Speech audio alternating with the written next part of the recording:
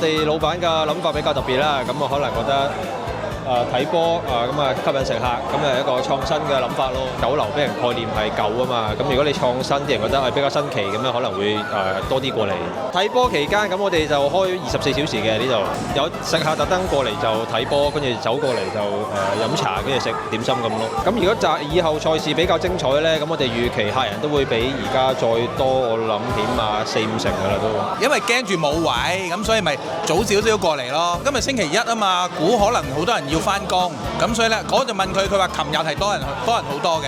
平時係飲酒噶嘛，唔係飲茶噶嘛，幾難得飲茶好啲。咁難得有機會，又好少話日頭呢個時間睇噶嘛。02年嗰陣時就話晏晝喺酒吧睇啊，同啲人一齊當食晏當睇波咁樣一齊睇啫。咁坐咁近係好正嘅。酒樓係要創新嘅，呢個係事實。係我覺得都好過癮㗎。因為我平時喺酒吧㗎嘛，多數睇波。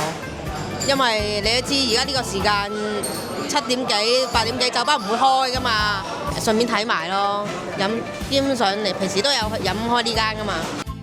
我哋有朋友咧就7點半到嚟呢度霸位咯，第一次試過一路食點心一路睇波，幾特別嘅，係一個好 idea 嚟㗎。